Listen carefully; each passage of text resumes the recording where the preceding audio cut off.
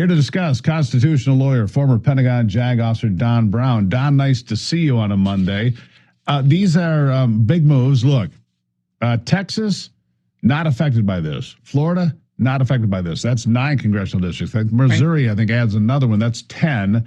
If these states come along and are able to pull it off, it could be 12 or 14, and that's a big deal. But more importantly than that, Don, I need you to weigh in on this. California could be stopped from its redistricting because of the way they went about it. Same thing in Virginia. Boy, Democrats, careful what you wish for. Don, your thoughts?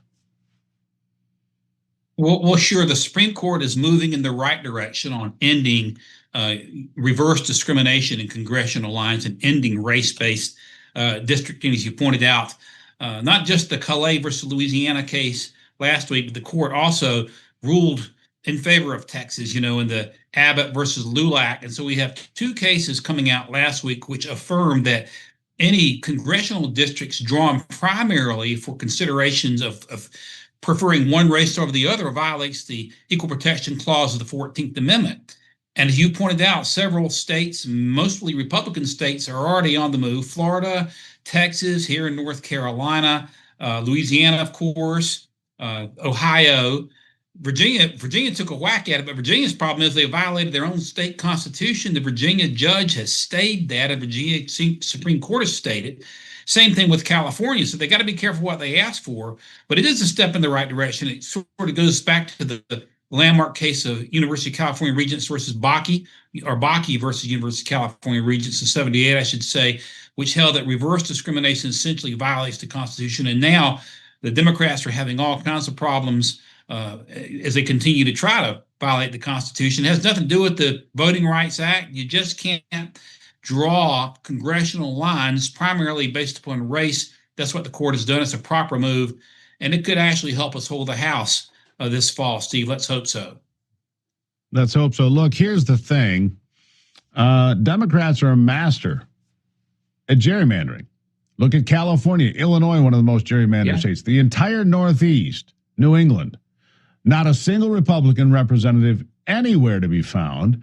And the Democrats are complaining that Republicans are now evening the playing field. Pretty remarkable. You got to be pretty bold to make that comment after what they've done in places like Illinois, California, New York, go on. It takes a lot of chutzpah to do that, doesn't it?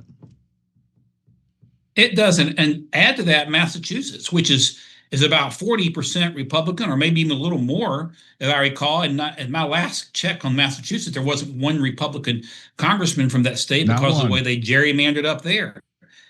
Yep. And so, like you say, you got to be careful what you ask for. And it looks to me like, you got 5 potential pickups in Texas, maybe 4 in Florida, 1 in North Carolina, maybe 1 in Missouri, and it goes on and on.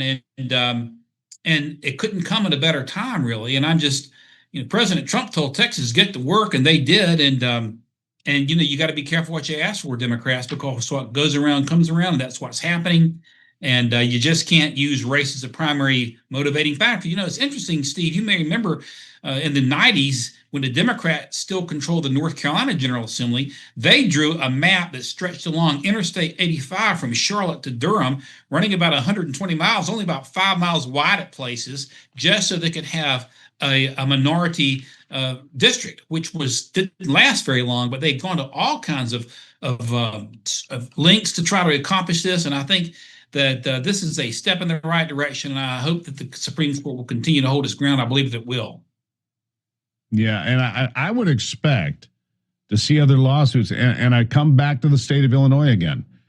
It's like 14-3 or 14-4 there. It's remarkable. Yeah. Illinois is a red state, except for one county, Cook County. It is a red. I've spent a lot of time in Illinois. It is a Republican state, except for one county. Sure. And the way they have gerrymandered that state, since the days of the Daily Machine up in Chicago is remarkable. I would expect some lawsuits there. Your thoughts? I think so.